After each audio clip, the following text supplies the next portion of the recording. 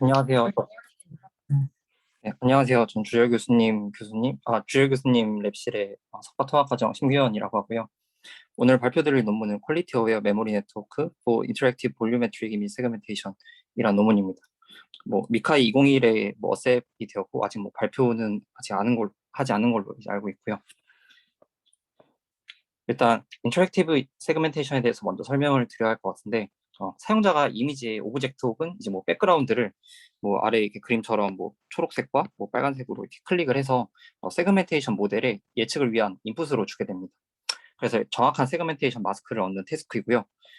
오른쪽처럼 여러 번 클릭해서 마스크의 퀄리티를 올릴 수도 있습니다. 이러한 인터랙티브 세그멘테이션의 최종 목적은 이제 적은 사용자 인터랙션으로 세그멘테이션 마스크를 이제 계속 수정해서 높은 정확도의 세그멘테이션 마스크를 얻는 것입니다. 그리고 인터랙티브 세그멘테이션은 2D 이미지와 이제 3D 이미지에서 이제 발전을 쭉 해왔고요. 그다음에 2D 인터랙티브 세그멘테이션의 소타는 FBRS라는 논문과 이제 RITM이라는 논문이 있습니다. 이 두 논문은 이제 그래컷과 같은 이미지 세그멘테이션 데이터셋에서 거의 2번 미만의 클릭으로 90% 이상의 정확도의 세그멘테이션 마스크를 얻을 수가 있고요. 그리고 작고 되게 바운더리가 복잡한 인스턴스가 많아서 난이도가 되게 높다고 평가되는 SVD라는 세그멘테이션 데이터셋에서도 되게 평균적으로 한 6번의 클릭만 있어도 높은 정확도의 마스크를 얻을 수가 있습니다. 그리고 이렇게 인터랙티브 세그멘테이션으로 사용자가 계속 클릭을 하고 이렇게 수정을 해서 어큐러시가 거의 95% 정도 되면 GT 마스크라고 판단을 하게 되고요. 그리고 이제 3D 세그멘테이션은 이제 복셀과 포인트 클라우드 데이터로 나뉘게 되는데, 복셀의 대표적인 종류로는 메디컬 이미지가 있습니다. 근데 3D 인터랙티브 세그멘테이션 논문이 거의 나오지가 않아서 2018년까지 이 3D 인터랙티브 세그멘테이션 소타는 디바이즈 OS라는 논문이었고요. 그리고 올해 미카 2021에서 지금 제가 발표하는 논문, 이 MEM3D라는 기술이 새로 이제 아마 소타가 된 것 같습니다. 그리고 포인트 클라우드 쪽에서도 인터랙티브 세그멘테이션 논문이 있긴 한데, 좀 딥러닝 한참 이전에 그래컷이라는 데 클래시컬한 컴퓨터 비전 메소드가 있는데, 이걸 적용한 논문이 2014년에 나왔고, 그 뒤로는 한 번도 나오지가 않았습니다. 그리고 뉴럴넷 적용한 논문도 당연히 없고요. 예를 들면은 이렇게 A의 인풋 이미지가 있고, 사용자가 이렇게 주황색으로 임의로 뭔가 이렇게 스크립을 낙서를 해준 거고, 그리고 이 검정색으로 여기가 백그라운드다 이렇게 표시를 해준 거고요.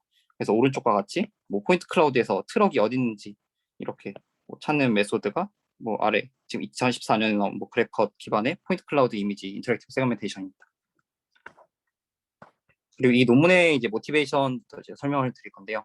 이 논문의 모티베이션은 이제 3D 복셀 데이터가 실제 의료 환경에서 되게 많이 쓰이긴 쓰여요. 근데 이제 오토매틱 세그멘테이션만으로는 클리니컬 프랙티스를 위한 결과를 얻기가 힘들어서 인터랙티브 세그멘테이션을 통해서 어떤 클리니컬 유즈를 만족하겠다는 것이 있고요. 근데 3생 보신 분들은 아시겠지만 3D 데이터는 왼쪽과 같이 이제 슬라이스로 이렇게 잘라서 보기도 하고, 오른쪽처럼 이렇게 3D 렌더링 상에서 어떤 종양이나 뇌를 보기도 합니다. 근데 이제 오른쪽에 렌더링된 3D 오브젝트 상에서 되게 UI 상 문제 때문에 이 오브젝트의 인스턴스 세그멘테이션 마스크를 되게 수정하기 어려워요. 그래서 이제 왼쪽에 이렇게 세 개의 다른 슬라이스에서 세그멘테이션 마스크를 고쳐야 합니다. 그런데 이제 이렇게 슬라이스 하나씩 고쳐야 되는 상황이면은 3D 이미지가 평균적으로 128 by 512 by 512니까 거의 128개의 슬라이스를 수정을 해야 되는데, 이건 굉장히 힘이 들죠. 그래서 이제 기존 논문, 디바이드 OS 같은 논문에서는 3D 컨볼루션 연산을 이용해서 한 번에 3D 오브젝트를 예측을 해왔습니다. 근데 이제 3D 컨볼루션 연산은 이제 2D 컨볼루션 연산과는 다르게 파라미터랑 이제 컴퓨테이셔널 리소스가 되게 많이 필요하죠. 그래서 이 논문에서는 2D 네트워크만을 이용해서 3D 프레딕션을 하고요. 그다음 따로 이렇게 메모리 네트워크라는 걸 두어서 이제 사용자가 직접 어노테이션한 슬라이스를 메모리에 저장을 해두고, 사용자가 직접 어노테이션하지 않은 나머지 슬라이스에 대한 세그멘테이션을 예측을 합니다. 그러니까 예를 들면은 128장의 슬라이스가 있으면은 이 중에서 한 3장은 사용자가 직접 어노테이션을 하고요. 나머지 125장에 대한 이제 어노테이션 되지 않은 슬라이스는 이 메모리 네트워크를 통해서 예측을 하게 됩니다. 일단 노테이션부터 설명을 드리겠습니다. 이 3D 이미지, 이제 볼륨메트릭 이미지 V는 H by W by C 차원이고요. 근데 이게 뒤쪽에 대문자로 나오는데 이 소문자들이랑 좀 달라서 주의를 해주셔야 될 것 같습니다. 그래서 이미지를 엑시엘 방향으로만 이제 슬라이스를 하는데 그래서 모든 이미지가 h by w, 2D 이미지가 h by w고 이 2D 이미지가 시계의 슬라이스로 구성되어 있습니다. 그리고 이렇게 h by w로 슬라이스된 이미지는 뭐 대문자 i에 뭐 소문자 i를 이렇게 아래 첨자로 써서 나타내고요. 그 다음에 이 3D 이미지 V에 대한 세그멘테이션 마스크는 S로 표기를 하고요. 바이너리 마스크입니다. 그리고 이제 사용자가 실제로 2D 인터랙티브 이미지 세그멘테이션 네트워크를 통해서 어떤 임의의 슬라이스 I에 대한 그 세그멘테이션 마스크를 얻는데요. 이거를 여기서는 코얼스 2D 세그멘테이션이라고 하고요. 이제 GT가 아니기 때문에 이거는 이제 3D 바이너리 마스크 대문자 S에 아래 첨자 I를 써서 나타냅니다. 그래서 이 I가 슬라이스의 인덱스라고 알고 계시면 편할 것 같습니다. 그리고 여기서 이제 인터랙티브 세그멘테이션 엔진이라고 정의를 하고 그 엔진은 이제 세 개의 스텝으로 나눠져 있습니다. 첫 번째는 이니셜라이제이션이라는 스텝이고요. 임의의 슬라이스, 그러니까 아까 말씀드린 I의 I를 사용자가 2D 인터랙티브 세그멘테이션 메소드를 통해서 코얼스 세그멘테이션을 만들게 됩니다. 그리고 이제 프로파게이션에서는 이렇게 만들어진 어떤 코얼스 세그멘테이션이 있을 때 나머지 슬라이스, 그러니까 뭐 128장의 슬라이스가 있으면은 여기선 하나의 슬라이스에서만 세그멘테이션 마스크를 얻고 나머지 127장에 대한 세그멘테이션 마스크를 이 프로파게이션이라는 과정을 통해서 얻습니다. 그리고 이렇게 되면은 이제 3 세그멘테이션 마스크, 그 아까 대문자 S를 얻을 수가 있는데 여기서 이제 되게 128장의 슬라이스 중에서 되게 세그멘테이션 마스크의 퀄리티가 낮은 것들도 분명히 존재를 하게 될 건데 이거를 이제 가장 퀄리티가 낮은 슬라이스를 에스티메이트를 합니다. 그리고 이제 그 슬라이스를 수정하기 위해서 사용자에게 해당 슬라이스에 추가 인터랙션을 달라고 요청을 하고 계속 이 과정을 반복을 하게 되는데 이 논문에는 뭐 좀 정리된 피규어가 없어가지고 저희 논문에서 일단 가져왔는데 이걸로 대신 설명을 드리겠습니다. 일단은 이렇게 어떤 3D 이미지에 잘려 나올 2D 슬라이스가 뭐 I로 아까 표기가 됐었는데 이 I에 대한 되게 정확한 세그멘테이션 마스크를 얻기 위해서 인터랙티브 뭐 이미지 세그멘테이션이라는 메소드를 통해서 계속 뭔가 리파인을 하게 됩니다. 그러면은 이제 3D 이미지에 대한 어떤 슬라이스에 세그멘테이션 마스크가 하나 나오게 되고요. 근데 사실 3D 이미지는 뭐 128장에 대한 128개의 슬라이스가 있지만 지금 한 개의 슬라이스밖에 얻지 않았잖아요. 세그멘테이션 마스크를. 그리고 이 한 개의 세그멘테이션 마스크를 프로파게이션 하는 과정이 있습니다. 그래서 모든 슬라이스에 대한 세그멘테이션 마스크를 얻고요. 근데 이제 그렇게 3D 세그멘테이션 마스크를 얻었을 때 되게 어쨌든 좋지 않은 퀄리티의 세그멘테이션 마스크도 분명 존재할 거니까 그걸 이제 찾아서 계속 수정을 사용자에게 요청을 하게 됩니다. 근데 이 3번의 이 리파인먼트에 그 3D에서 이제 로우 퀄리티의 슬라이스를 찾아서 사용자에게 여기다 더 어노테이션 해줘라고 요청을 하는 기법들이 2014년부터 계속 되게 뭔가 써왔던 방법이기도 합니다. 그래서 일단 첫 번째로 이니셜라이제이션 스텝부터 말씀을 드리도록 할게요. 이 이니셜라이제이션 스텝에 쓰이는 네트워크 이름은 인터랙티브 네트워크이고요. 표기는 뭐 FIN 이렇게 하게 됩니다. 이 FIN은 인풋 X를 받게 되는데 이 인풋 X에 대해서 먼저 설명을 드리겠습니다. 그리고 이 논문에서는 뭐 T라는 뭐 위첨자를 쓰긴 하지만 이게 뭐 필요가 없습니다, 사실. 이 논문에서는 뭐 직접적으로 뭐 이렇게 쓰진 않아서 이 T는 없다고 생각해 주시면 되고요. 이 인풋 X는 어떻게 이루어져 있냐면 어떤 임의의 슬라이스 I의 I하고요. 그다음에 유저 인터랙션이 인코딩된 어떤 MI하고 그러니까 이전에 이 해당 슬라이스에 대한 세그멘테이션 마스크 S가 들어가게 됩니다. 근데 이제 이 MI가 뭔지 좀 궁금하실 수도 있는데 이 이미지와 똑같은 스페셜 레졸루션을 갖고요. 뭐 예를 들어서 이미지가 이렇게 있는데 사용자가 여기를 뭐 오브젝트라고 클릭을 했으면은 이 부분만 1이고 나머지는 다 전부 다 0으로 M을 만들고 이 세 개를 전부 컨캐트네이트해서 X를 만들게 됩니다. 그리고 이 S는 이전의 세그멘테이션 마스크인데 저희가 첫 번째로 아무것도 하지 않았을 때는 이 세그멘테이션 마스크가 없잖아요. 그래서 이 이미지 II와 이제 똑같은 스페셜 레졸루션을 가진 텐서를 하나 만들고 여기다 전부 다 모든 픽셀에다 0.5를 집어넣게 됩니다. 그래서 이 세 개 컨캐트네이트를 이제 세그멘테이션 마스크를 통과시키면은 세그멘테이션 마스크를 이렇게 통과시키면은 되게 조그만 어떤 폐종양 세그멘테이션이 이렇게 나오게 됩니다. 이렇게 인풋 이미지로부터 유저 인터랙션을 받아서 이렇게 세그멘테이션 마스크를 만드는 과정을 이니셜라이제이션이라고 표현합니다. 근데 이제 여기서 중요한 게 이 FIN, 그러니까 인터랙티브 네트워크에 인풋 이미지를 넣기 전에 한 가지 과정이 있는데 바로 크롭을 하는 과정이 있습니다. 이 크롭은 이제 질문이 있는데요. 네네. 그 0.5라는 게 네. 그거예요? 그 그러니까 그냥 전체적으로 0.5의 확률만큼 칠했다 이런 거. 그러니까 아, 관심 있는 네, 의견이다. 보통 네, 근데 뭐 추가적인 설명은 없긴 했는데 뭐 제 생각에는 아마 백그라운드가 세그멘테이션 마스크 상에선 0이고 이제 뭔가 오브젝트가 있으면 거기를 1로 하잖아요. 근데 뭐 일단 둘 다 아직 예측을 하지 않은 상태니까 그냥 아마 중간값으로 처리를 한 게 아닐까 생각을 합니다. 근데 보통의 이제 나머지 세그멘테이션 메소드들, 그러니까 뭐 다른 웍에서는 이렇게 0.5로 하는 건 저도 처음 봤고요. 보통은 그냥 전부 다 0을 집어넣어서 예측을 합니다. 네, 감사합니다. 네. 그래서 근데 뭐 아까 계속 말씀을 드리면은 이 논문에서는 사용자가 줄 수 있는 인터랙션 타입이 되게 정해져 있어요. 뭐 첫 번째로는 뭐 익스트림 포인트라는 게 있는데 뭐 오브젝트가 이렇게 있으면은 이 오브젝트의 가장 왼쪽과 가장 오른쪽 그리고 가장 위쪽과 가장 아래쪽 이렇게 클릭을 4개를 주게 되는데 이 4개를 가지고 어떤 바운딩 박스를 예측을 할 수가 있잖아요. 이 바운딩 박스 그대로 크롭을 합니다. 그래서 크롭을 한 X가 이 F 인의 인풋으로 들어가게 돼서 좀 더 엄청 작은 오브젝트라거나 되게 바운더리가 복잡한 오브젝트라도 되게 높은 정확도를 가지고 예측을 할 수가 있습니다.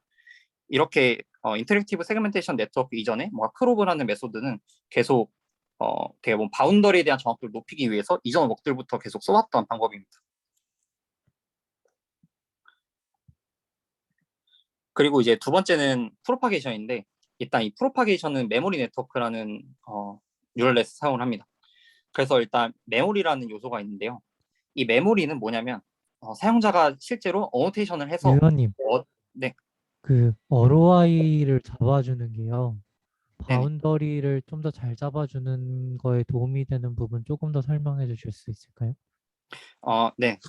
뭐 예를 들면은 지금 이 뭐 페 이미지를 보시면은 되게 세그멘테이션 해야 되는 영역이 되게 작잖아요. 네네. 그리고 되게 어쨌든 이게 뭐 잘 보이지는 않지만 어쨌든 뭐 폐 종양이라던가 뭐 투머라던가 뭐 스트로크 이런 종류는 되게 바운더리 모양도 되게 복잡하거든요. 그래서 네. 사실상 이렇게 풀 이미지를 넣었을 때 이렇게 뭐 작거나 바운더리가 복잡한 애들은 뭔가 잘 세그멘트 되지가 않아요. 그래서 이렇게 크롭을 여기를 한 다음에 다시 이 원래 원본 사이즈로 리사이징을 하게 되면은 이 특정 부위만 되게 커지게 되잖아요. 아, 네네네. 네네. 그래서 바운더리 이런 부분들이 좀 더 구체적으로 보이기 때문에 네트워크 입장에서도 좀 예측하기가 아마 좀 더 정확하게 예측이 되는 걸로 알고 있습니다. 아, 그럼 그 전체 이미지가 들어갈 때랑 그 자그마한 이미지가 들어갈 때 네트워크는 동일한 걸 사용을 하는 건가요? 네네. 동일하게 사용을 합니다. 음, 알겠습니다. 감사합니다. 네. 그래서 일단 두 번째 그 프로파게이션에 대해서 설명을 드리다 말았는데 메모리 네트워크를 사용하기 때문에 메모리라는 요소가 당연히 존재를 하고요. 이 메모리에는 사용자가 직접 뭐 어노테이션을 해서 얻은 슬라이스와 그리고 해당 슬라이스에 대한 세그멘테이션 마스크가 어떤 페어로 계속 저장이 됩니다. 이게 어떻게 어떤 방식으로 저장이 되는지는 뒤에 어떤 트레이닝 디테일에서 제가 말씀을 드리도록 하고요. 그래서 일단 노테이션은 메모리 전체 메모리를 이렇게 뭐 M자로 표현을 하고 각각의 메모리 엔트리를 M 그리고 뭐 J 첨자로 이렇게 표현을 하겠습니다. 그리고 이 메모리 엔트리 MJ는 이미지와 세그멘테이션 마스크 페어로 저장이 되는데요. 이 M자는 아마 어떤 볼륨의 그러니까 3D 이미지의 어떤 종류를 나타내고 그리고 이 J는 아마 저장되는 순서 같은 거를 의미를 하는 것 같습니다. 근데 뭐 이런 뭐 MJ 뭐 이런 것들이 뒤에 논문에서 쓰이진 않고요. 그냥 메모리 안에서 메모리 엔트리를 그냥 구별하기 위한 용도로 그냥 이런 첨자를 쓴다고 사용해 주시면 될 것 같습니다.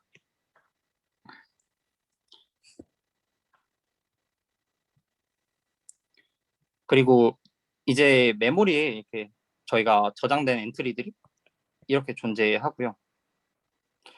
그 다음에 저희가 세그멘테이션 결과를 새로 얻고 싶은 뭐 쿼리 슬라이스, 뭐 IK가 있습니다. 근데 이제 이 쿼리 슬라이스에 가장 적합한 메모리 엔트리를 찾아서 그 메모리 엔트리에 있는 어떤 세그멘테이션 마스크를 얻기 위한 정보를 가지고 오는 거를 이제 메모리 네트워크를 통해서 수행을 하는데, 일단 어떤 키랑 어떤 이 쿼리 이미지 IK에 대해서 키랑 밸류를 먼저 뽑아옵니다. 이 키랑 밸류를 뽑기 위해서 레즈넷 50 이 인코더를 사용을 하고요. 근데 이제 이 IK를 레즈넷 인코더 이렇게 태우게 되면 어떤 피처맵 하나가 나오게 되잖아요. 얘를 각각 컨볼루션 하나를 더 거쳐서 K와 이제 V를 뽑게 됩니다. 그리고 마찬가지로 이 메모리 안에 존재하는 이미지와 세그멘테이션 어떤 페어들이 쭉 이렇게 존재를 하는데, 그 이미지와 세그멘테이션 페어들의 각 페어들에 대해서도 이 쿼리 이미지를 처리하는 다른 인코더를 태워서 각각 이제 K와 뭐 키와 밸류들을 전부 다 뽑게 됩니다. 그리고 이 키와 밸류들의 크기를 말씀을 드리면은 이 H by W by 뭐 C를 뭐 8로 나눈 건데, 이 C는 뭐냐면 이 레즈넷 50을 통해서 나온 이 피처 벡터의 채널 수입니다. 그래서 뭐 컨볼루션 연산 하나를 통해서 이렇게 뭐 채널을 변경을 하게 되고요. 키 같은 경우에는 8배의 사이즈로 줄게 되고, 밸류 같은 경우에는 2배의 사이즈로 줄게 됩니다. 그리고 여기 지금 보시면은 이 메모리에 대한 키와 밸류에는 이제 이 n이라는 게 있는데, 이 n이 바로 메모리에 저장된 엔트리 개수입니다. 각 메모리 엔트리에 대한 키와 밸류를 뽑은 다음에 이렇게 스택을 하게 되면은 n by h by w by c분의 8 뭐 이런 식으로 나오게 되는 거고요. 8분의 c 이런 식으로 나오게 되는 거고요. 근데 이제 좀 아까랑 조심하셔야 될 게, 아까 볼륨메트릭 이미지가 그 뭐 h by는 다른 숫자입니다. 그리고 이제 메모리에는 저희가 메모리에 대한 키와 어떤 밸류를 뽑았을 때 n by h by w계의 이제 키 벡터랑 이제 쿼리 슬라이스에 대해서는 뭐 h by w계의 키 벡터가 있습니다. 그래서 저희가 이 각각의 키 벡터들에 대해서 코사인 시밀러리티를 구해서 이 S, 뭐 PQ를 만들게 됩니다. 그러니까 이렇게 뭐 매트릭스로 표현을 하면은 이게 H by W기가 있고, 이게 쿼리 쪽이고요. 그 다음에 이게 메모리 쪽인데, 이거는 N by H by W계의 키 벡터가 있습니다. 그래서 이제 각 엘리먼트는 이 각각의 키 벡터에 대한 어떤 시밀러리티로 나오게 됩니다.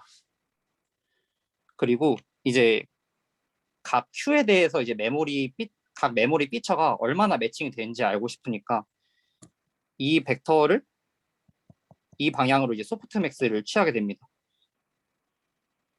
아니.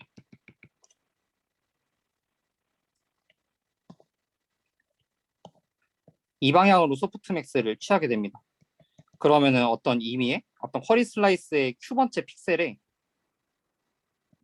픽셀에 대해서 어떤 메모리 피처가 가장 어떤 매칭 프로빌리티가 높은지 알 수가 있습니다. 그리고 최종 어떤 이 쿼리 슬라이스 IK의 Q번째 픽셀의 피처 메모리는 메모리의 밸류 벡터와 이제 각 매칭 프로빌리티 W를 웨이티드 썸을 해서 구하게 되고요.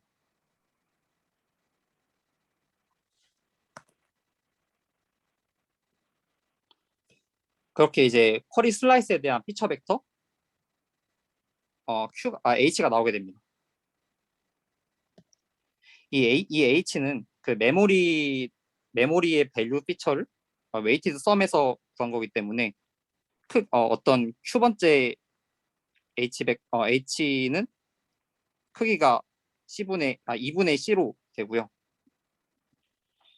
그 다음에 여기서 아까 쿼리 슬라이스 IK의 인코더를 태워서 키랑 밸류를 이렇게 뽑게 되었는데, 이 밸류랑 여기서 이 메모리 밸류들을 웨이티드 썸한 거를 콘캐트네이트해서 FK, 그러니까 최종적으로 제가 디코딩 하는 데 쓸 어떤 피처 매트릭스가 완성이 됩니다.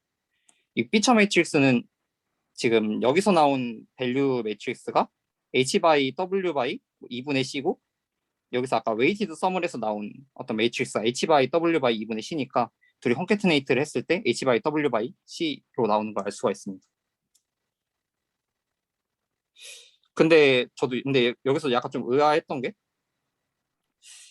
이게 3D 이미지가 이 쿼리 슬라이스가 사실상 뭐 저희가 두 개의 슬라이스를 어노테이트 했을 때 뭐 126개의 쿼리 슬라이스가 나올 텐데 저는 이거를 어떤 뭐 GPU 통해서 뭔가 되게 병렬적으로 한 번에 예측을 할 줄 알았는데 실제 코드를 까보니까 이 126장을 하나하나 지금 이렇게 뭐 메모리 리딩을 하고 이렇게 웨이티드 썸을 해서 각각의 슬라이스에 대한 이 FK를 구하고 있더라고요.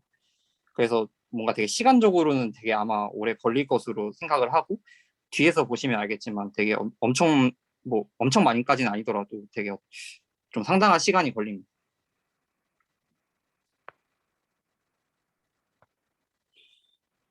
그리고 이렇게 FK가 만들어지면은 이 FK를 이제 디코더 네트워크에 태워서 세그멘테이션을 만들게 되고요. 이 세그멘테이션과 이 F는 이게 컨캐트네이트를 해서 퀄리티 에스티메이션 모듈에 집어넣게 됩니다. 이 퀄리티 에스티메이션 모듈은 3개의 컨볼루션과 이제 풀리 커넥티드 네트워크 3개로 이루어져 있고요. 그래서 이걸 통해서 이제 다이스 스코어를 예측을 하게 됩니다. 그리고 그러면 이제 뭐 128장에 대해서 전부 다 각 슬라이스 세그멘테이션의 어떤 퀄리티를 말을 해주는 다이스 스코어가 전부 다 예측이 되는데 가장 낮은 퀄리티를 가진 슬라이스를 다음에 이제 사용자에게 어노테이트 해달라고 요청을 하게 됩니다. 그리고 네트워크 아키텍처는 기존에 있는 어떤 네트워크들 전부 다 차용을 하는 방식으로 가져왔고요. 이 FIN, 그러니까 2D 인터랙티브 세그멘테이션 네트워크는 2021년 CPR이 발표된 인사이드 아웃사이드 가이던스라는 방법을 그대로 사용을 하고요. 그리고 이 디코더에 대해서는 제가 말씀을 안 드렸었는데 CPR 2019년에 발표된 바스넷이라는 디코더를 그대로 사용합니다. 이 디코더는 이쪽만 사용을 한다는 의미고요. 그리고 아까 말씀드렸던 어떤 키 밸류를 뽑는 여기서 키와 밸류를 뽑는 어떤 인코더 네트워크는 레즈넷 50에서 인코더만 그대로 가져와서 사용을 합니다. 그리고 아까 퀄리티 에스티메이션 하는 퀄리티 어세스먼트 모듈은 3개의 컨볼루션 그리고 3개의 뭐 플리 커넥티드 레이어를 이어서 그대로 사용을 합니다. 실험은 총 4종류의 데이터셋을 사용을 했는데요. 메디컬 세그멘테이션 데카트론에서 이제 렁 투머랑 콜론 투머를 사용을 하고 그다음에 근데 그 로스 펑션이나 뭐 이런 게 어떻게 되는지 이야기를 다 해줬나요? 네, 뒤에서 그 트레이닝 쪽에서 트레이닝 디테일에서 설명을 해드리겠습니다.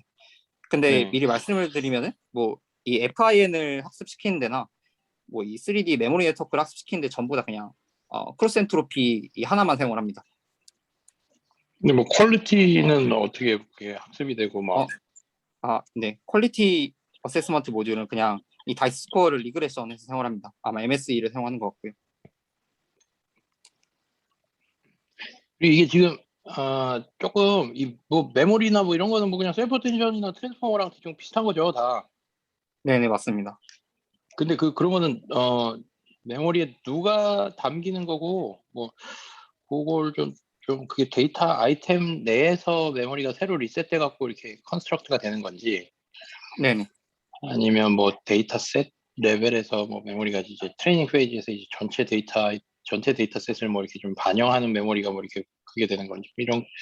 그리고 아까 뭐 쿼리 키 그러니까 키 밸류의 개수가 조금 뭐 예를 들어 줄 수 있나요? 뭐 그냥 뭐 무슨 뭐 RGH 뭐 이런 거나 뭐 이런 노테이션을 쓰지 말고 뭔가 학습 데이터가 한 10장 있고 10개 3D 그게 있고 뭐 좀 뭐 네. 그거는 제가 그 트레이닝 때 메모리 저장되는 방식이랑 그 테스트 때 그 메모리에 뭔가 저장이 되는 방식이 달라서 일단 뒤쪽에 넣었는데 이쪽 설명하면서 같이 설명드리도록 하겠습니다. 네. 네. 그래서 일단 그 실험에서는 데이터셋을 총 4가지를 사용을 하고요.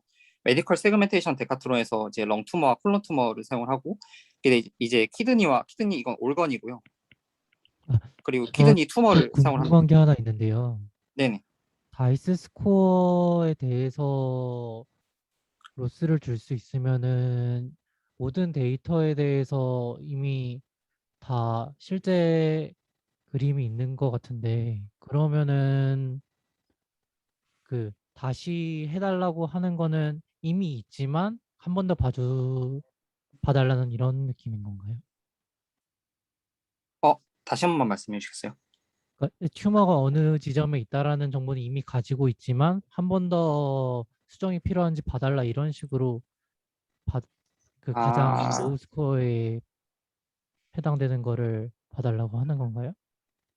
네. 그 부분 좀 말씀을 드리면은 어쨌든 그 사용자가 뭐 실제로 128장의 슬라이스 중에서 뭐 3장의 슬라이스를 직접 어노테이트를 해서 뭐 인터랙티브 네트워크를 통해 세그멘테이션 마스크를 얻었다고 했을 때 그 인터랙티브 세그멘테이션 마스크를 네트워크를 통해서 얻은 세그멘테이션 마스크는 이제 사용자가 퀄리티가 높다고 이제 판단을 한 거잖아요.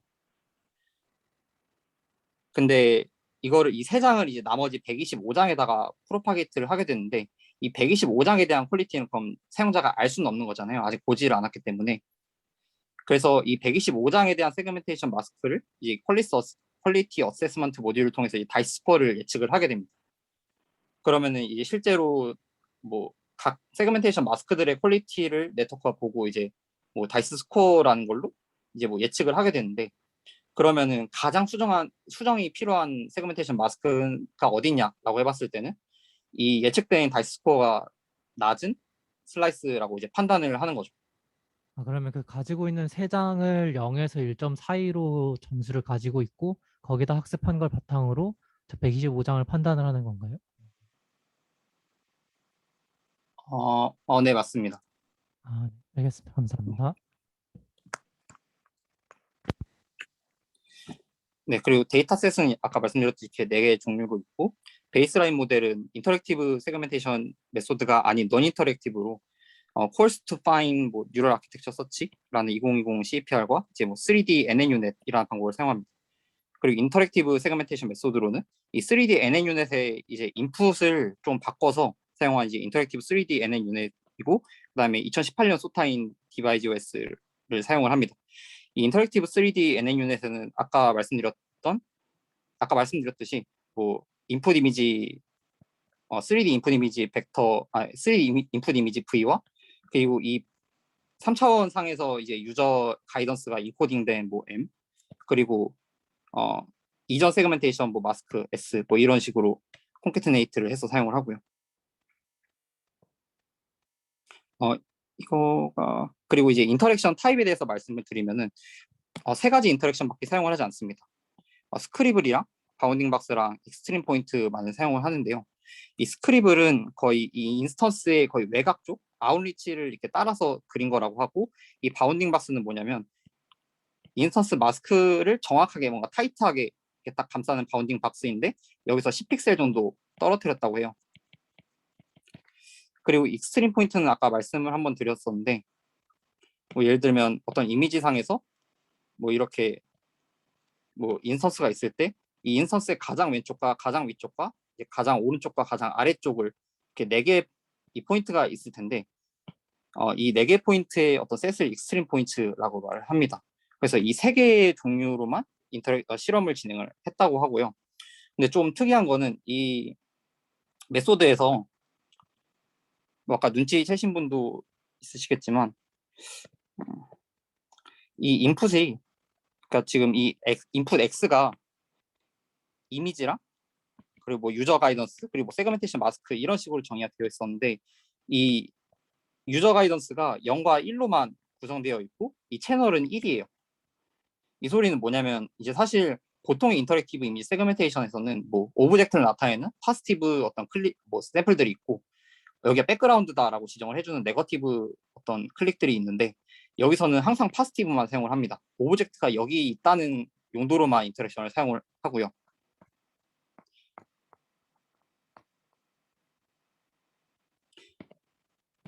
근데 이제 실제로 그 파시브 어떤 힌트만 넣어서 세그멘테이션 네트워크를 통해 어떤 세그멘테이션 마스크를 예측했을 때 되게 굉장히 어떤 좀 오버 에스티메이트 되고 어떤 바운더리 바깥으로 되게 뭔가 삐져나간 것들이 많이 생기게 되는데, 그래서 아마 어떤 인터랙티브 네트워크를 통해서 얻은 결과를 코어스 2D 세그멘테이션 이렇게 말을 한 게 아닐까 네, 생각이 듭니다.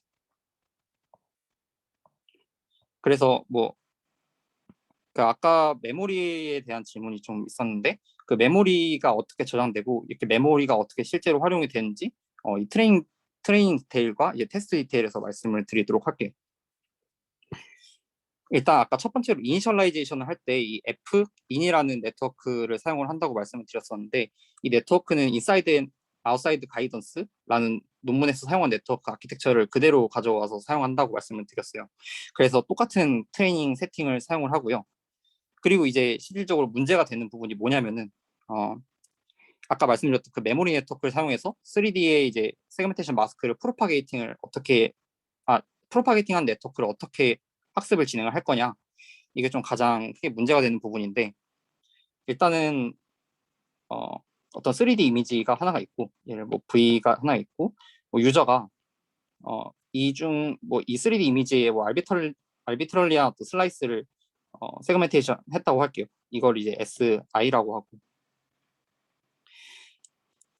이 SI는 바로 일단 메모리에 들어가게 됩니다. 그리고 여기서 이제 키 밸류를 어떤 그 메모리 인코더를 통해서 뽑게 되고요. 그리고 나머지 이 127장에 대한 어떤 키 밸류도 나타나게 됩니다. 근데 이 127장을 한 번에 예측은 하지 않고요. 홈온 돌려서 127개를 이렇게 뭔가 이 127장에 대한 어떤 세그멘테이션 마스크를 각각 예측을 하게 됩니다. 그래서 아까 말씀드렸듯이 이 메모리에는 지금 일단 한 장밖에 없긴 하지만 지금 뭐 그럼 이 메모리 안에 있는 어떤 피처 벡터 개수는 1 by 뭐 h by w 개가 있겠죠. 그리고 이제 뭐 각 쿼리 슬라이스가 하나씩 나오게 되면은 여기서도 어떤 이 키 매트릭스에 h by w 개 어떤 피처 벡터가 존재합니다. 그러면은 이제 h by w와 h by w의 어떤 쌍이 존재하게 되는데, 이제 각 쿼리에 있는 키 피처가 어떤 이제 메모리에 있는 쿼리 피처랑 가장 매칭이 잘 되는지 어떤 스코어를 아까 코사인 시뮬러리티를 통해서 계산을 하게 됩니다. 그리고 이제 여기서 나온 이 메모리 밸류를 이제 뭐 셀프 텐션이나 뭐 이런 데처럼 각 어떤 픽셀 어떤 이 쿼리 이미지 뭐 IQ가 이렇게 있을 때 각 어떤 픽셀에 이 피처 벡터를 어떻게 정의를 하냐면 웨이티드 썸인데 이 메모리 안에 있는 모든 어떤 피처 벡터의 밸류와 그리고 이 키끼리 매칭되는 어떤 스코어를 곱해서 이 픽셀의 피처 벡터를 정의를 하게 됩니다. 하여튼 뭐 이런 식으로 세그멘테이션 어떤 피처를 정의를 하게 되고요. 근데 이제 좀 거시적으로 봤을 때 127장에 대한 세그멘테이션 마스크를 일단 얻을 수가 있습니다. 1차로.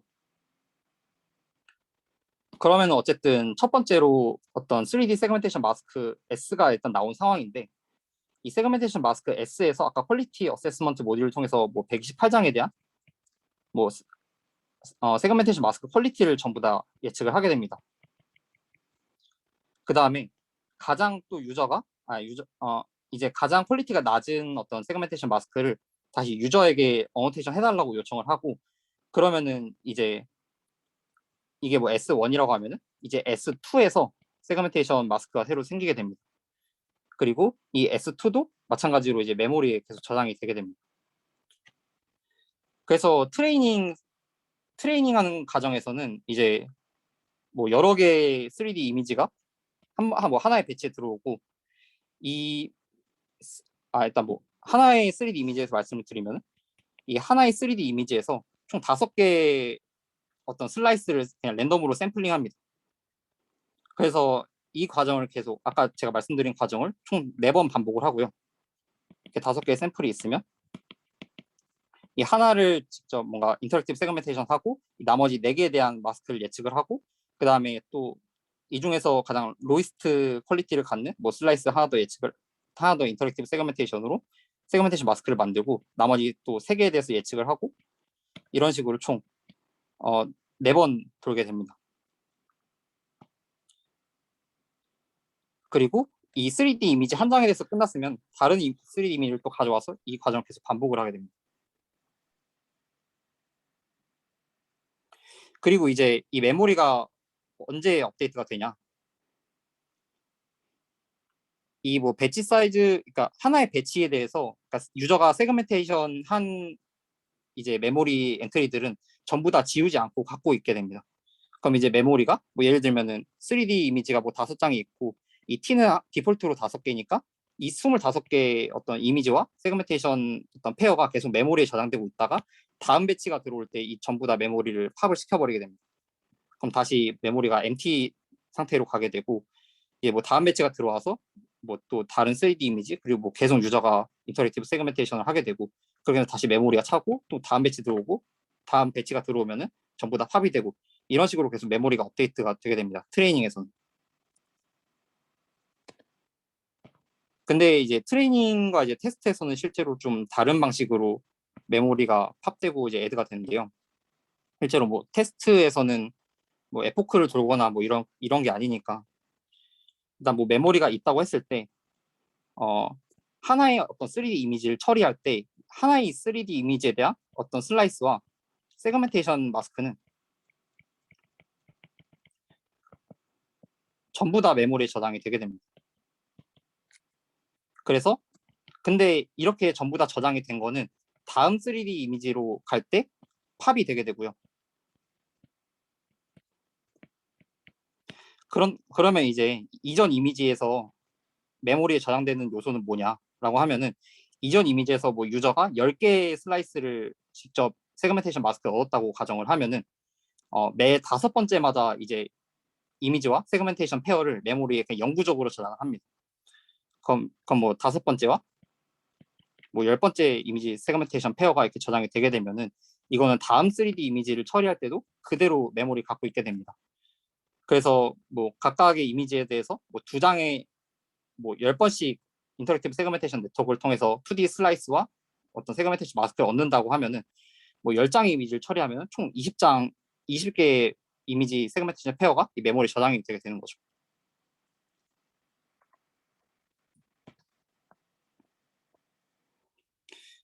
그리고 리졸트에서도 약간 좀 이상한 부분이 있긴 한데 이게 아까 제가 스크리블이랑 바운딩 박스랑 어떤 익스트림 포인트라는 이제 인터랙션 타입을 통해서 예측을 한다고 말씀을 드렸잖아요. 근데 이제 총 6개의 슬라이스를 이제 사용자가 실제로 슬라이스를 하고 이제 나머지 슬라이스에 프로파게이션 했을 때 그 다이스 스코어를 가지고 평가를 진행을 했다고 합니다. 그러니까 뭐 예를 들면은 뭐 하나의 이미지에서 아까 익스트림 포인트가 어떤 인스턴스에 대해서 4개의 점을 찍는다고 아까 말씀을 드렸었는데 그러면 총 24개의 클릭이 있는 거죠. 왜냐하면 총 6개의 슬라이스에 대해서 어노테이션을 진행을 했으니까. 그렇게 해서 이제 프로파게이션이 총 6번이 돈 걸 가지고 얘들이 지금 이밸류에이션을 진행을 했습니다. 그래서 일단 데이터셋은 총 4개인데요.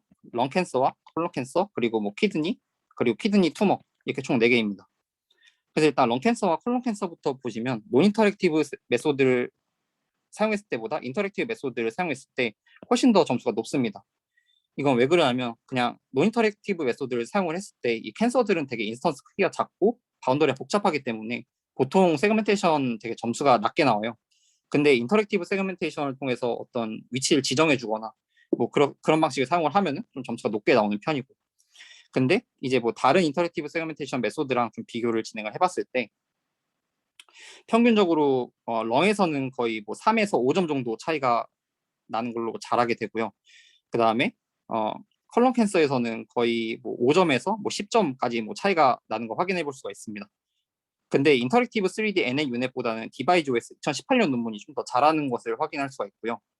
근데 이제 키드니 올건에서는 논인터랙티브 메소드가 좀 더 잘하는 경향이 있습니다.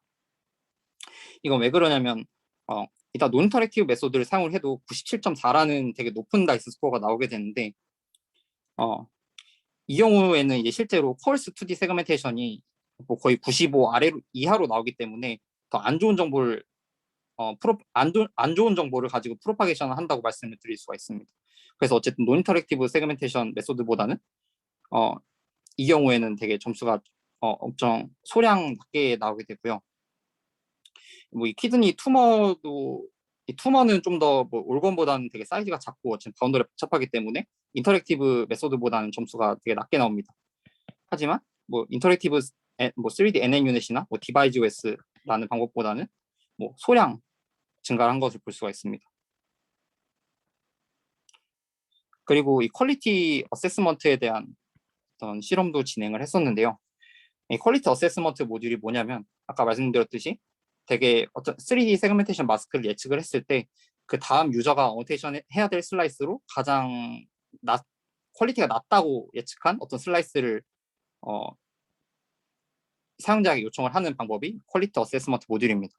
그래서 비교군으로 얘네가 삼은 건 뭐냐면 오라클하고 랜덤인데 랜덤은 그냥 그 아무 슬라이스나 그냥 유저한테 요청을 하고 그 슬라이스로 이제 프로파게이션을 진행하는 경우를 의미를 하고요. 오라클은 뭐냐면 진짜로 다이스 스코어가 가장 낮은 슬라이스를 GT랑 비교해서 찾아가지고 그걸로 이제 프로파게이션을 하는 경우를 의미합니다. 뭐 당연히 랜덤보다는 점수가 거의 잘 나오는데 좀 신기한 거는 오라클에 거의 가깝게 점수가 좀 나오는 걸 확인해 볼 수가 있고요. 이 아래 두 개의 그래프 같은 경우에는 프로파게이션 개수가 지금 X축이고 Y축이 3D 다이스 스코어입니다. 그래서 뭐 1, 2, 뭐 4, 6, 뭐 6개의 슬라이스를 뭐 넣어줄 때 계속 점수가 잘 증가를 하는 것을 볼 수가 있고요. 뭐 런과 투머에 대해서, 콜론에 대해서 지금 실험을 진행을 한 경우를 보여줍니다. 그리고 리졸트로 런타임까지 딱 보고를 했고, 그다음에 뭐 디스커션으로는 사실 뭐 별 내용이 없어서 좀 제가 생각하는 부분들을 가져와 봤습니다.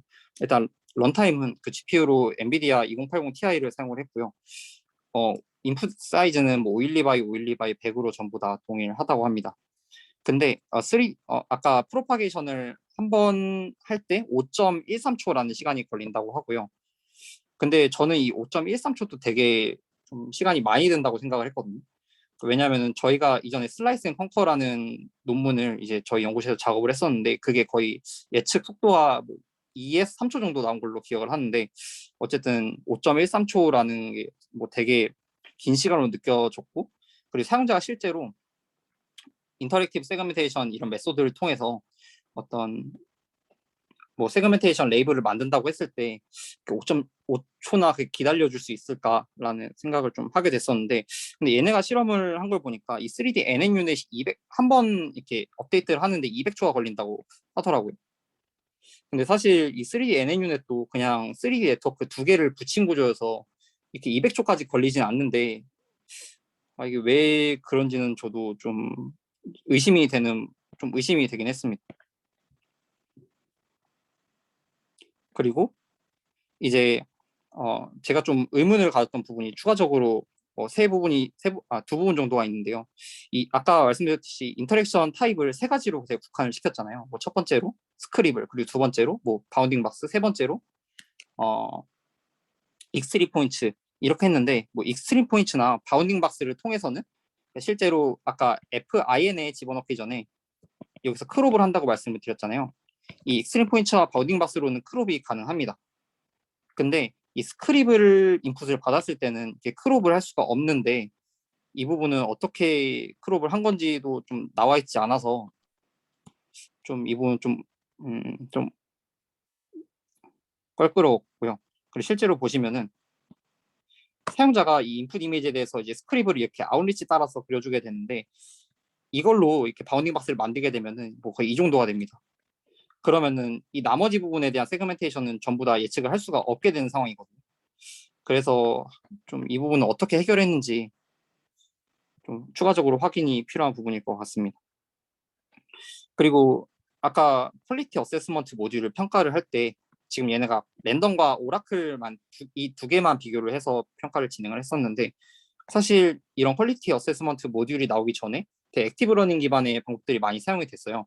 그래서 뭐 3D 세그멘테이션 리졸트에서 되게 언설턴티 같은 걸 뭐 측정을 해서 언설턴티가 되게 높은 부분을 세그멘테이션 퀄리티가 되게 낮다고 판단을 하고 이제 언설턴티가 가장 낮은 슬라이스를 이 유저한테 추가적으로 뭐 어떻게 해달라 이런 식으로 요청을 한 어떤 기술이 미카 2020년도에 나왔거든요. 그 UGIR이라는 방법이 나왔었는데 이 방법과는 왜 비교를 안 했는지 저는 좀 의문이 들었습니다. 그리고 사실상 이 논문을 보면서 저는 저희가 이제 저희 연구실에서 쓴 뭐 슬라이스 앤 컨커라는 논문하고 이 논문하고 좀 비교를 해봤을 때 트레이드오프가 있다고 생각을 했거든요. 이 논문 같은 경우에는 이제 좀 메모리에 대해서 좀 문제가 크다고 느낀 것 같고, 근데 메모리를 뭐 되게 2D 네트워크만 써가지고 메모리를 낮추는 데는 성공했지만 어쨌든 프로파게이션하는 과정에서 128장의 슬라이스에 대한 뭐 세그멘테이션 마스크를 일일이 예측을 해야 됩니다. 그렇게 되면 이제 뽀문을 128번 돌아야 되는 거고, 이제 그렇게 되면 타임이 되게 많이 증가를 하게 되거든요.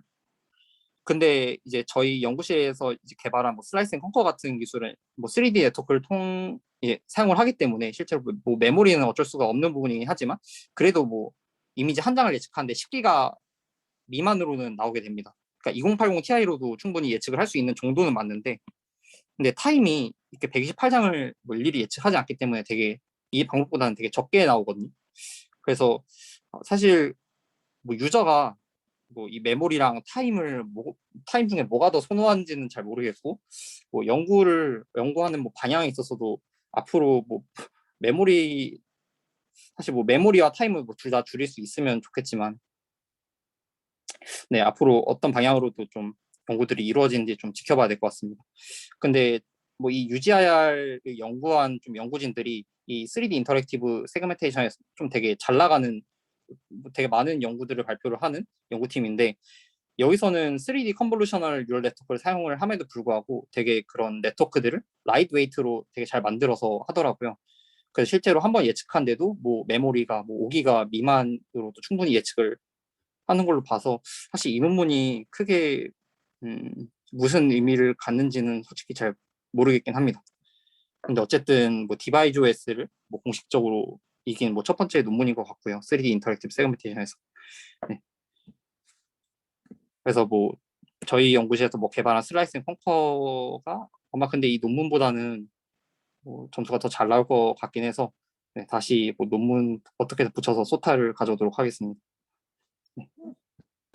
혹시 뭐 더 질문이 있으실까요?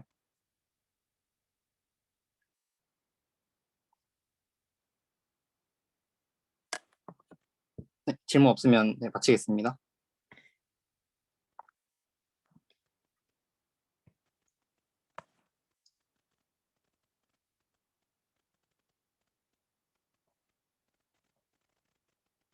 바로 이어서 하면 괜찮을까요?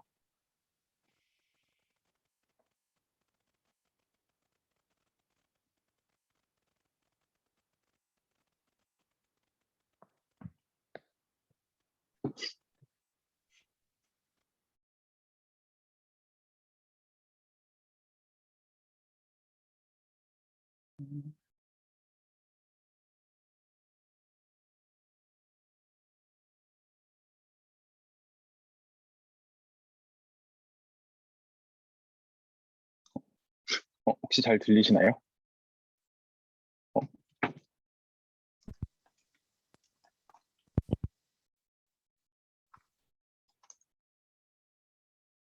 어, 감사합니다. 그럼 발표 이어서 하도록 하겠습니다. 어, 안녕하세요. 저는 주재걸 교수님 연구실 박사과정 박채훈입니다. 오늘 소개드릴 논문의 제목은 다음과 같고요. 올해 EMNLP가 업데이트되었습니다. 논문 주제는 NLP 태스크를 할 때 박스 데이터가 많지 않은 로우 리소스 환경이 있을 때 GPT-3를 활용해서 데이터 어그멘테이션을 하는 내용이고, 실험 결과 백트랜슬레이션이나 ETA 같이 기존의 텍스트 어그멘테이션 방법론들보다 더 좋은 성능을 보였다고 보고하고 있습니다. 논문 처음에는 인콘텍스트 러닝이 무엇인지 설명하고 있는데요. 최근 발표되는 GPT-3와 같은 좀 라지 스케일 언어 모델들은 몇 개 내외의 학습 샘플들이 주어지는 슈작 태스크에서 인콘텍스트 러닝을 통해 좋은 성능을 보이고 있습니다.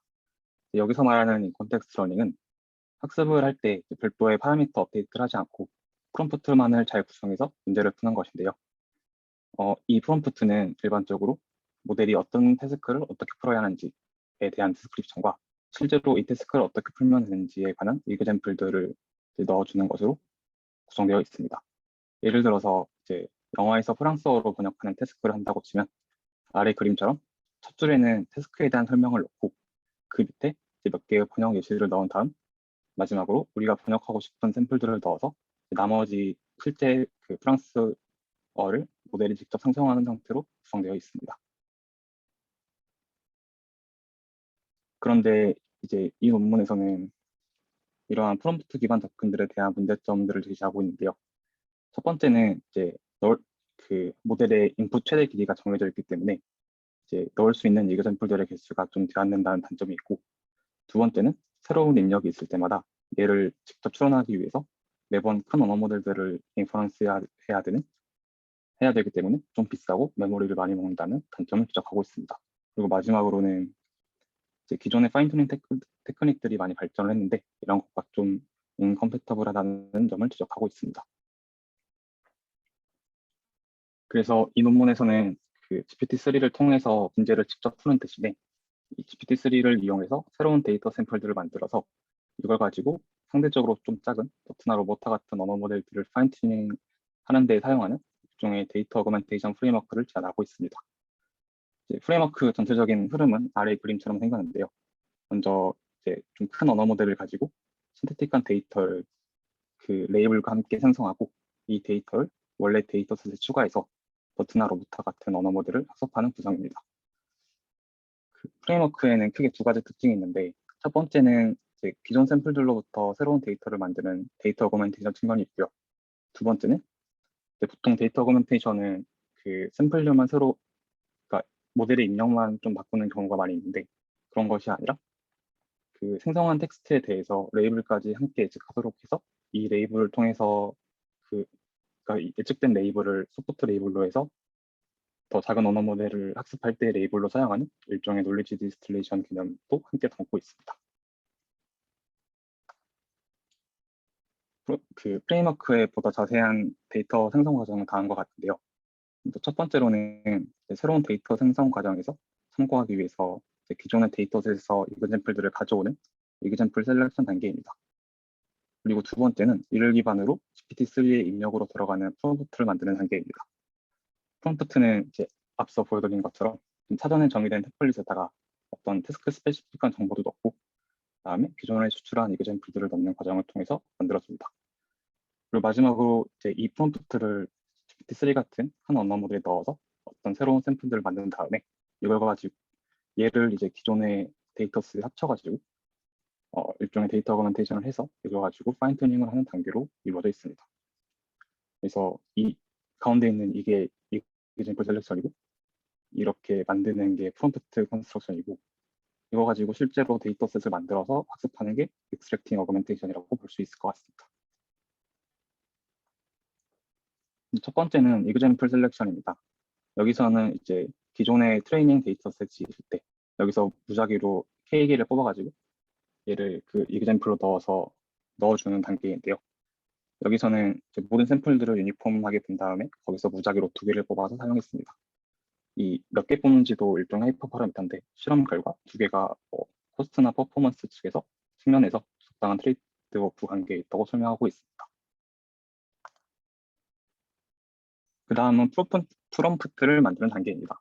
이 프롬프트는 이제 이 모델이 풀어가는 해당 태스크가 어떤 것이고 어떻게 데이터를 만들어야 되는지 설명해주는 그 디스크립션 헤더랑 그다음에 앞선 단계에서 뽑았던 그 이그젬플들 그리고 실제로 어떻게 만들어야 되는지 그 시작점을 알려주는 어그멘테이션 프레픽스로 구성되어 있습니다. 그 프롬프트를 만드는 과정은 첫 번째로는 다운스트림 태스크랑 무관하게 좀 일반적으로 정의한 제너럴 템플릿을 만들어두고 그다음에 거기에 태스크별로 좀 정의된 정보를 끼워넣는 형태로 진행되는데요. 예를 들어서 이 왼쪽 아래에 있는 게 제너럴 템플릿이고 만약에 우리가 그 SST2가 센티멘트 어널리시스 태스크를 푼다고 치면 이 꺽쇠 표시로 있는 이 빈칸에다가 태스크별로 정의된 스페시픽한 정보를 넣어주는 형태입니다. 예를 들어서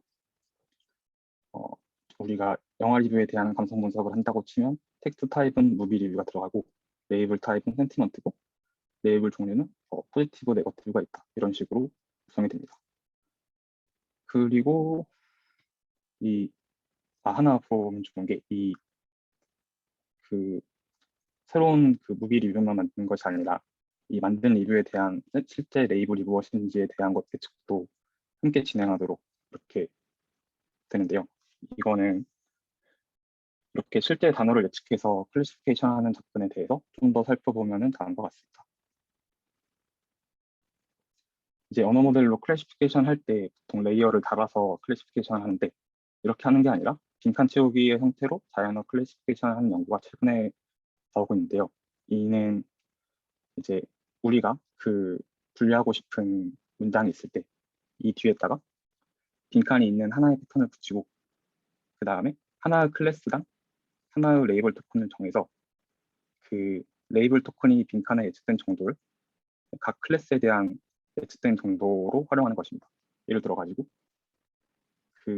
오른쪽에 있는 베스트 피자 에버라는 문장에 대한 감성을 포지티브, 네거티브로 분리하고 싶으면 이 뒤에다가 이더스 마스크라는 거를 붙이고 이 이더스하고 이 마스크 자리에 그레이시 예측된 정도랑 배드가 예측된 정도를 뽑아가지고 이거를 일종의 클래시피케이션 결과로서 사용하는 것입니다.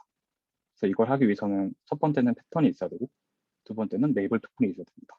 레이블 토큰은 각 클래스당 하나의 단어를 정의해서 얘를 마치 모델이 클래스를 프레딕션한 결과처럼 사용하는 것입니다. 다음은 이제 프롬프트를 입력받은 GPT-3가 새로운 샘플을 활용하는 단계입니다. 여기서는 그냥 GPT-3를 통해서 만들어진 샘플을 새로운 학습 샘플로 사용하는 질문이 하나 거예요. 있는데요. 네네. 네네. 전 페이지에서요. 네네. 만약에 GPT-3를 여기서 사용을 하게 된다라고 하면은 포지티브 단어나 네거티브 단어가 하나만 있는 게 아니잖아요. 네네. 근데 여기서는 그냥 이 논문에서 임의로 포지티브는 무조건 한 단어다, 네거티브는 무조건 한 단어다 이런 식으로 정의를 해서 사용하는 것으로 알고 있습니다.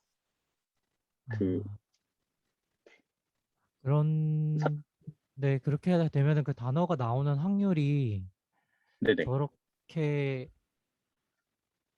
잘 분류가 되나요? 제가 잘 몰라서요. GPT-3는. 저도 사실 해보진 않았는데 아마 이 클래스별 레이블 단어를 뭘로 하는지에 따라서 성능이 되게 많이 바뀌는 것으로 알고 있는데 좀 아마 이렇게 좀 유명한 태스크들의 경우에는 이렇게 했을 때 일반적으로 레이블 토큰을 뭘 써야 되는지에 대한 좀 선행 연구가 있어서 그걸 따른 것 같기도 하고요. 만약에 꼭 이렇게 어떤 단어를 레이블 토큰으로 쓸지도 좀 밸리데이션 로스를 보고 좀 경험적으로 찾았다라고 볼 수가 있었던 것 같아요. 네, 알겠습니다. 감사합니다. 네, 감사합니다. 다음은 프롬프트 받은 GPT가 만든 거를 어떻게 활용하는지인데 그냥 만든 거 그대로 학습 샘플에 넣는 거고요. 하나 이제 볼 부분은 앞서 말씀드린 것처럼 레이블을 예측을 하는데 만약에 바이너리라고 친다면 네거티브 60, 포지티브 40 이렇게 예측이 됐으면 네거티브 1, 포지티브 0 이렇게 쓰는 게 아니라 이 모델이 예측한 확률 예측한 점수를 그 자체로 레이블로 쓴 약간 소프트 레이블을 사용하는 것처럼 실제로 작은 랭귀지 모델을 학습에 사용한다라는 부분입니다. 그래서 이게 약간 GPT-3가 자기들이 만든 샘플에 대해 예측한 스코어를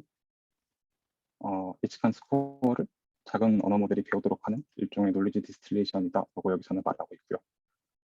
그렇습니다. 그래서 일반적으로는 좀 1, 0 이렇게 디스크리트한 레이블을 학습에 사용하는데 그게 아니라 0.95 대 0.05 이런 식으로 좀 소프트한 레이블을 사용한다라고만 알아두면 좋을 것 같습니다. 다음은 실험 파트인데요. 먼저 데이터셋입니다. 여기서는 총 6개의 NLP 클래시피케이션 태스크에 대해서 실험을 하고요. 막 글루 같은 벤치마크에 포함된 데이터셋도 있고 아닌 것도 있는데 공통적으로는 다 하나의 문장이 들어왔을 때의 경우만 다루고 있고 NLI처럼 두 문장인 경우는 없고 스쿼드나 이런 것처럼 좀 복잡한 형태인 것도 없는 것을 볼 수 있습니다. 그렇고 아까 말씀드린 것처럼 이제 태스크마다 좀 스페시픽한 정보가 필요한데 그것도 데이터셋별로 이제 밸리데이션 셋의 퍼포먼스를 기준으로 튜닝을 해서 이렇게 정해둔 것을 볼 수 있습니다.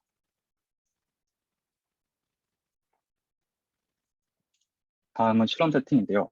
여기서는 이 논문에서는 이제 로우 리소스 환경에서 데이터 어그멘테이션이 얼마나 효과적인지 이거를 확인하기 위해서 임의로 트레이닝 셋의 일부를 샘플링해서 사용했습니다.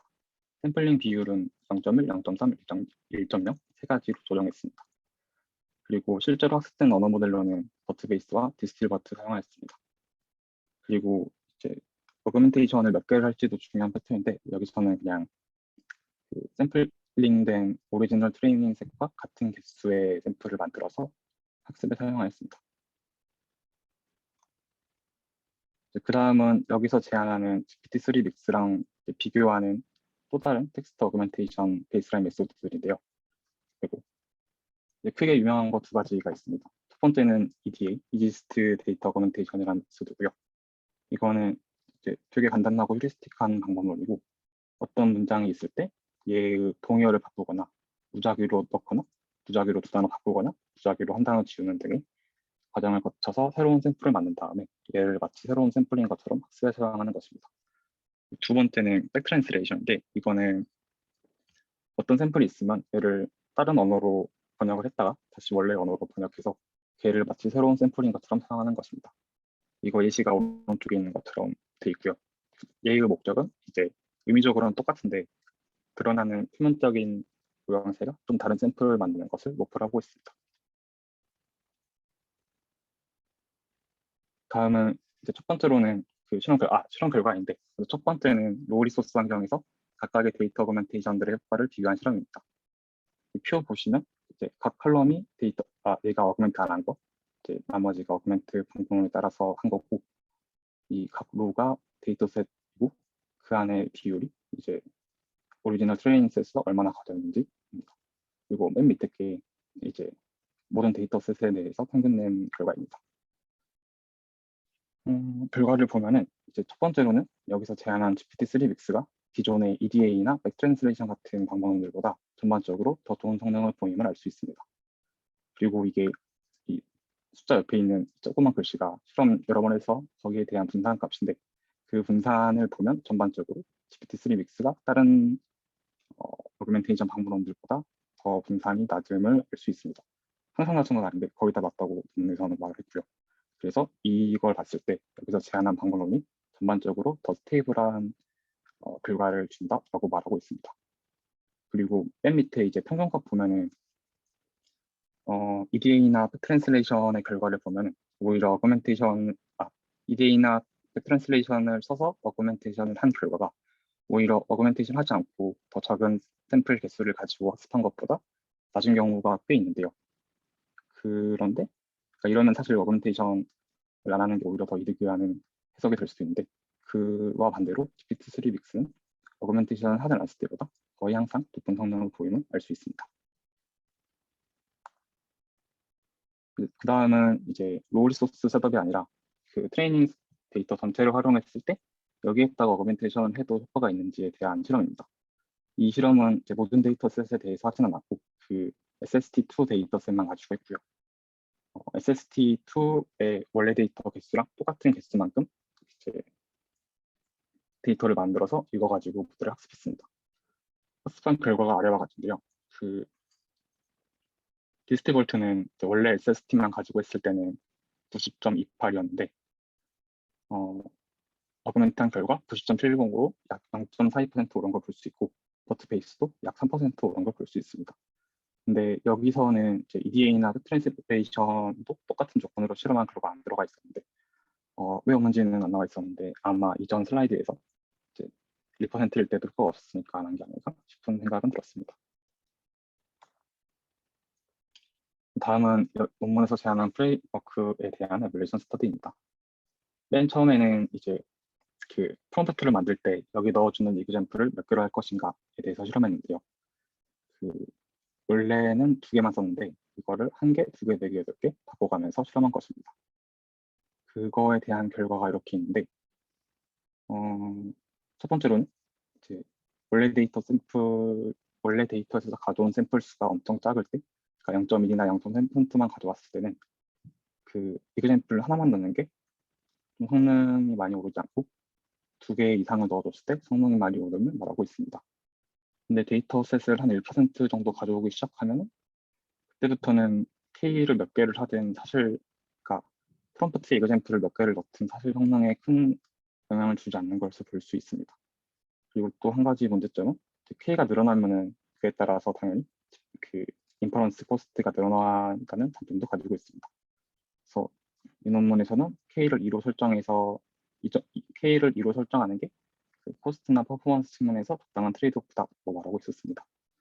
그리고 논문에서 한 가지 더 덧붙인 것은 그 일반적으로 이렇게 인컨텍스트 러닝을 할 때 프롬프트에 이그젬플을 너무 많이 넣어주면 오히려 모델의 자유도를 떨어뜨릴 수도 있고 그 실제로 만들어지는 신테틱한 데이터 샘플이 그 프롬프트에 오버피팅이 될 수도 있다라는 것도 덧붙이고 있습니다.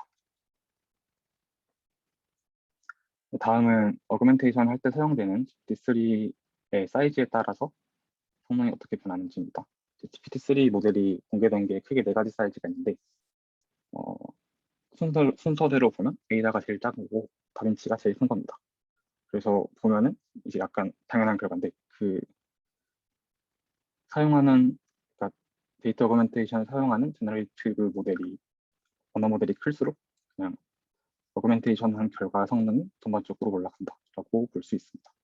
실제로 보면 떨어지는 경우가 이 경우 딱 하나 있고 나머지는 거의 다 오름을 볼 수 있습니다.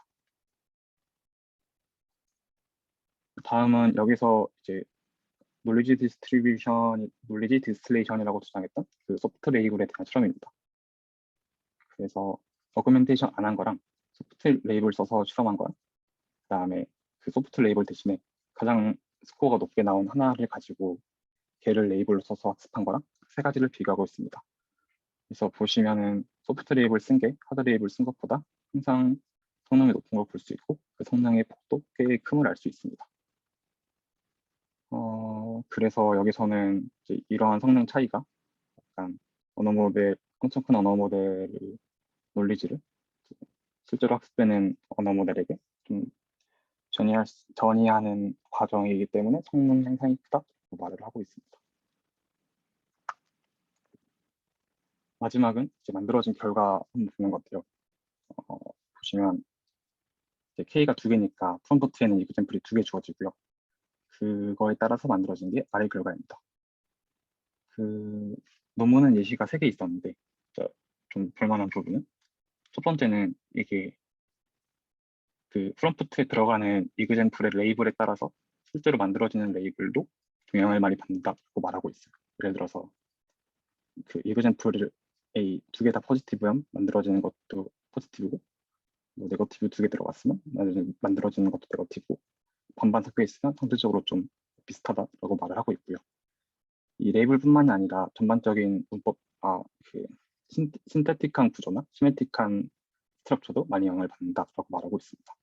예를 들어서 그 이렇게 뭔가 단어 하나 하고 반점 찍는 거라든가 그렇게 좀 구조적으로나 의미적으로 많이 따라간다라고 말을 하고 있습니다. 마지막은 결론인데요. 이 논문에서는 GPT-3를 활용해서 텍스트 어그멘테이션 하는 새로운 방법론을 제안했고 이렇게 GPT-3를 직접 태스크를 푸는데 사용하는 게 아니라 어그멘테이션에서 좀 더 작은 모델을 학습하는 데 사용하는 것이 기존의 프롬프트 베이스드 러닝이나 페인터닝 하는 것 못지않게 좀 컴피티티브한 대체제가 될 수도 있을 것이다 라고 말하고 있습니다. 그리고 콘클루전 마지막에 제안했던 퓨처 중에 하나가 이 논문에서 제안한 프레임워크에 이그젬플 고르는 단계도 들어가 있고 프롬프트 만드는 단계도 들어가 있는데 이거를 좀 더 고도화해서 데이터 어그멘테이션 이피션시를 좀 높이는 것이 퓨처 중에 중요할 것이다라고 말하고 있습니다. 예를 들어서 이그젠플 고를 때 이제 무작위로 인풋 문법에서 골랐는데 그게 아니라 좀 더 컨트롤해서 좀 더 어그멘테이션을 잘 내는 방향으로 이제 프롬프트에 들어갈 이그젠플을 고른다거나 아니면 프롬프트 컨스트럭션은 이렇게 밸리데이션 셋의 퍼포먼스를 보고 좀 매뉴얼하게 하는 것이 아니라 이걸 자동화할 수 있는 방법론들을 찾는 걸 말하는 게 아닐까 싶었습니다. 그래서 오늘 준비한 발표는 여기까지고요. 들어주셔서 감사드립니다. 혹시 질문 있으실까요?